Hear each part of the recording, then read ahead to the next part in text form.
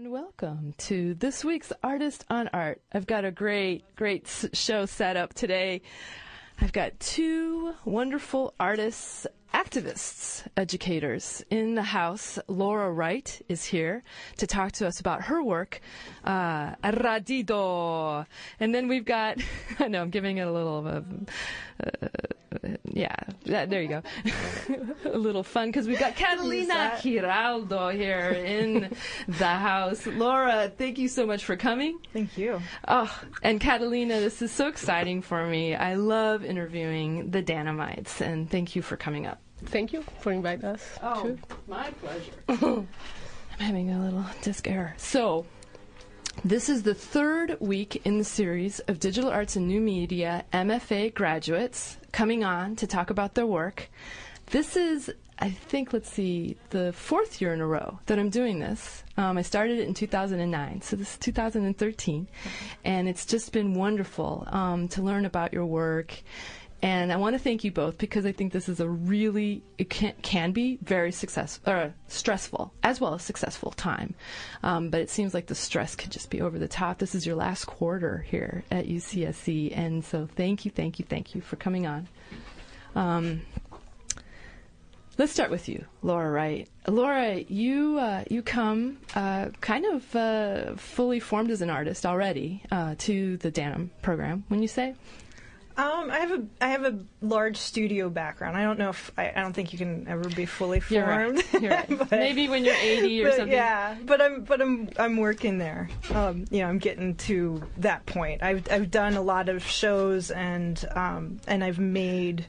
I sort of had two separate practices that I was trying to get together through digital arts. So I did a lot of studio work in the fiber arts, and then I did some social practice pieces in the community I lived in Seattle. But I got to a point where I wanted those two worlds to come together, and I found that I needed more instruction and more technical knowledge, and even got some things along the way like theory, which was not really a big part of my other studies. And so with the fiber arts, you really worked as a sculptor. Primarily, yeah. Or installation, sculpture. Mostly I did a lot of sewing sculptures or created. I even did do some fiber arts work as community-based projects, but it was a mix. And you are also doing social practice. Yes. And tell us a little bit about your artistic social practice, because that's a difficult thing for people to understand. Like, how can you be an artist? How do you do social practice as an artist, I guess? I have a long or a good history, about 15 years as an after-school or high school art teacher. And so I find that it's different in the sense from being a educator in the classroom setting or in the nonprofit after school setting, in the sense that I was kind of creating I almost call it a pedestal for other people's ideas, and so I was working within the community I lived in, a place called Georgetown in Seattle, Washington, and I would create events and things that would help bring the community together. It was a community that didn't have a community center. When I first moved there, it's changed a lot, but when I first moved there, it was somewhat ignored by the rest of the city. It had a lot of problems with pollution and different sort of issues that happen in a neighborhood, a low-income neighborhood. And so I started actually by first doing this project where I had residents give me clothing, and I made these great big banners to put around the neighborhood to signify that there are people here and we do matter, and we, despite the lack of a library or any kind of community center, we do get together and we do get to know each other. And then that I found, though, that I failed in a good way, and that I didn't think people had the time or wanted to be involved in an event. And then they really did, and I actually, with a friend, my friend Sarah, we developed this thing called the Georgetown Super 8 Film Festival, and that ran for 6 years, and that was this community-based film festival where I taught people how to use Super 8 cameras and did everything from provide them the camera scholarships for people that needed scholarships. And we actually, in the end, there's basically a 6-year document of this neighborhood and all the changes it's gone through and all the wacky and weird ideas people had. And once every year, all my wacky neighbors would be in one place or one area together to kind of have this shared event and get to see each other's ideas.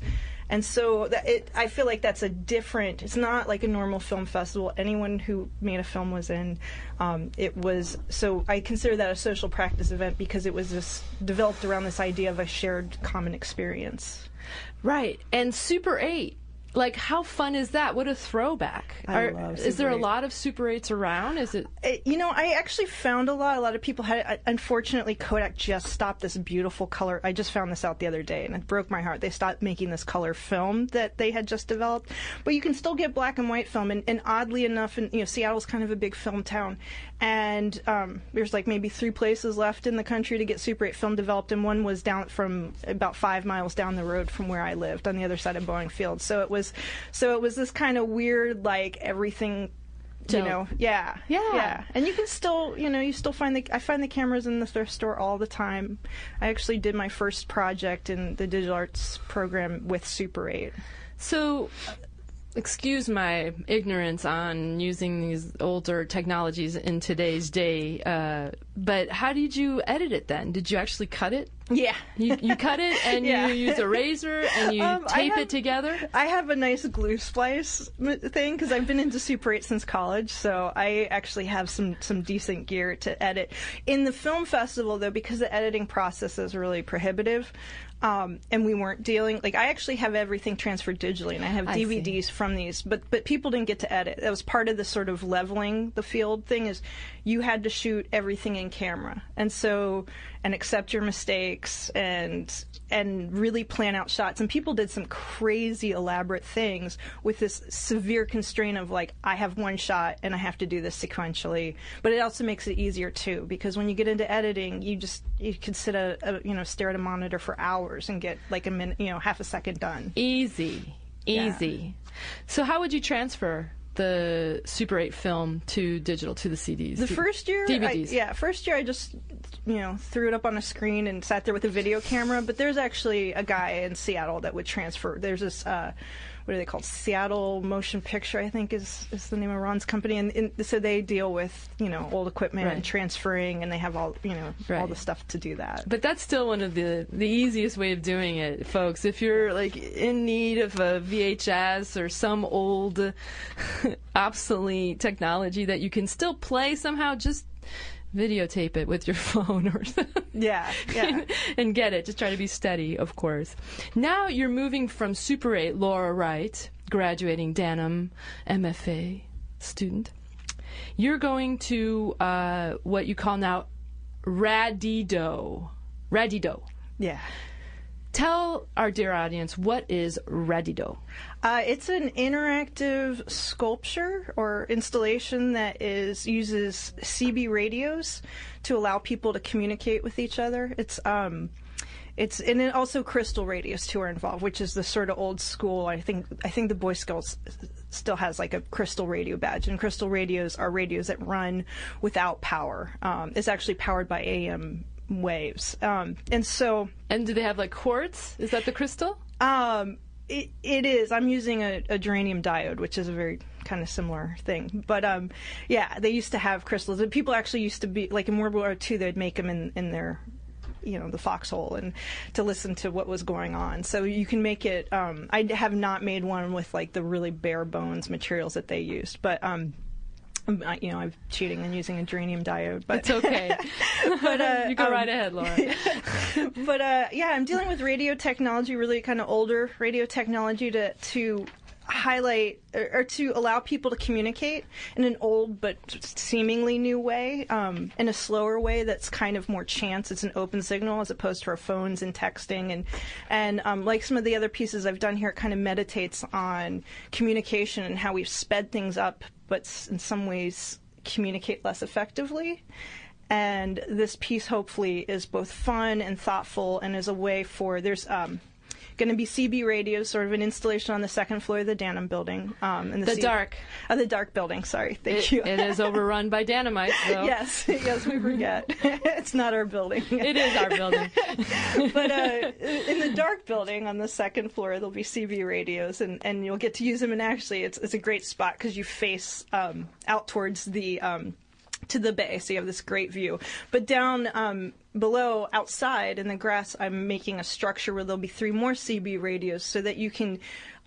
There's a sort of a shelter that partially obscures your vision, so you will be communicating possibly even with people you don't know, and hearing their interactions, and hopefully holding conversations in kind of a fun and unique way. So that's it, folks. Radido. It's an installation site-specific piece in this moment right now. I mean, you could probably move it wherever you take the CB radios, but you are building this a hut or something, or yeah, it's like it's kind of it's hard to describe. It's almost like kind of like a camping shelter shade sort of lean-to thing. It's its own weird bit of architecture, but hopefully, an architecture that is comfortable and relaxing and allows you to participate in a joyful way. Conducive for communication. And it is sculptural in a way, I guess, with the shelter. And so Radido is the term that CB radio people say amongst each other. It's like CB radio jargon. Yeah, I got this when I picked up the first batch of CB radios. I met this guy in a McDonald's parking lot up in Sunnyvale and bought my first 3 CB radios, and with it he gave me this old 70s CB radio magazine, which is very interesting. But in the back it has a list of slang and a dictionary of terms, because there's a lot of CB radio slang. Some of which I'm amazed to see, like this is where our slang actually came from for particular things. But that was the term that well, 1040, good buddy. There's that one, right? Yeah. Breaker 19. Breaker 19. There's so much. Is there a 420 in there? I don't think there is, because I think the numbers go up. I'll have to look. There might be. I can't believe I didn't notice. I only say it because it's coming up. Yes. Yeah. Stay off campus, folks. Yeah. 420's coming. But yeah, it's what CB, it was listed as what CB radio users use to refer to CB radios. And I thought that's funny. It's a whole word. It deals with language and changing the language and looking at language. And that's what my piece looks at, is language of communication. Will we get a cheat sheet? Will we get to see what that jargon is so that we can jargon at each other? I hadn't even thought of that. That would be fun. I want to see how. I want to talk like a trucker. I don't know. There's a lot of terms in there that you probably wouldn't want to use in public. Hey, they're heavy on euphemisms for women. So. Oh yeah, I can see a little bit of chauvinism coming in there. Oh yeah. Which is interesting because your work addresses that kind of thing in a way, right? I mean, you're talking about political factors that you see dividing people and suppressing their voices. That's kind of what drives your activism, would you say? Yeah, I've dealt with for years. I used to work at a photography program for low-income youth for years, and one of the things that I felt that we did through that work, and one of the things I began seeing as a problem in society, is just that there's, voice is so limited or a platform for your voice. Even actually, in DANM I was doing some pieces where I was dealing with the idea of that we have now, if we are somewhat in the digital divide, those of us with computers have a camera, we can project our voice, put ourselves on the internet. But if you only have access to the internet through, say, a cafe, you can generally take in the information, but you can't project yourself. You can't put your voice out there. So I feel like I'm constantly trying to find new ways to not only just put people's voices out there, but also creative voices, unique new ways, and trying to create access for as many people as possible. Right on, Laura Wright. She will be showing her work at Radido at the MFA Digital Arts. Let me get the correct DANM 2013 MFA exhibition Ground Control. The first chance you'll get to see the work is April 27th and 28th, and there will be artist tours from 10 to 4. And I'm imagining, Laura, you'll be there and helping people. You have to play a little bit with the CB radio if it goes. I mean, once you lock it in, I guess, is it locked in on that frequency? It's not. Well, I intend to tune them all to channel 12 and even deal with the balance and stuff, so you don't get too much feedback. Or I'm sure people will play with it, and I'm not going to. I'm pretty sure I'm not going to restrict their access, but, I'll just go around, and if they tune it off, there's 2 others there to realize, like, oh, maybe I should turn it back. So this piece, Radido, will be something that you'll be able to touch and play with and listen, and hopefully that's conducive to communication and conversation. So there'll be artist tours April 27th and 28th from 10 to 4, and then May 2nd through 5th the galleries will be open from 10 to 4 at the DARC, the Digital Arts Research Center, and also May 2nd is the biggie. It's the opening, and it's from 8 to 10 p.m., again, at the DARC. And I guess this is, usually it's much earlier in the day, but this cohort has a lot of projections, from what I understand. And so it's really better for the opening to be moved later and go from 8 to 10. It'll make it hard for people to really see each other too much for your work, Radido, right, Laura, right? But actually the outside piece will have some lighting, so it's not going to be, and there's lighting around, but it'll be, and then plus Catalina's piece will be projected right over mine, so not superimposed, but it kind of comes down above it, so there'll be plenty of light out there. It'll just all be colorful and very interesting. Right, and there's going to be projections on the DARC, from what I understand. And Catalina, is that going to include some of your work? Yeah, that's Verde Oscuro. Great. Okay, so we're going to talk to Catalina in just a few minutes. Laura Wright, you are an educator, a activist, artist, fiber sculptor, social practitioner. What made you decide to come? I know you talked a little bit earlier about needing a little more to augment your skill set. What made you come to UC? I mean, you're coming from far away, aren't you? Oh, to Seattle. It's not too far. I mean, I guess it doesn't feel that far. I'm originally from the Midwest, so it still feels like the same coast. Right, you are. I wanted to. Part of it was the sun and the view. I can't lie, but I definitely needed to. I got to a point where I realized I really wanted to be a professor, and I needed to. Also, I felt like in Seattle, Seattle is a. In some ways, is kind of a small town compared to the Bay Area, and I wanted to kind of broaden my vision of things, and especially the art world, and also just what I knew in the arts, which was I was working like a lot of hand sewing and very sort of non-technological things, and being around young people all the time, I wanted to stay relevant to them, and it just became apparent to me that. Especially if I'm dealing in communications, bolstering my digital arts knowledge was only going to help me stay relevant as an artist and as an educator. And the UC program seemed to be the thing that would help me take that step. Well, there's a large pedagogy component when you're getting your DANM. You're TAing also the whole time while working on your project and working on your group project and writing your thesis. You're helping the undergrads, and which is a really great opportunity. Have you had fun TAing here? I have. It's been it's been hard. In some ways, sometimes I felt like I was teaching even more than I was as a high school art teacher. But it was really invaluable to be that immersed. I had done a little bit of college teaching and TAing before, but to be that immersed was really amazing. And I've had some amazing classes. This year has been phenomenal. I've just had incredible students, and I've had a lot of fun testing myself as a teacher, teaching in more theoretical or more advanced levels. I got to do senior projects last quarter, and that was the best time. Senior projects in the art department? In the art department in undergrad. So it was the first chance that I really, or I wouldn't say the first, but a really intensive chance to work with students who are seniors in college and working on creating ideas and conceptual ideas, and that was just so much fun.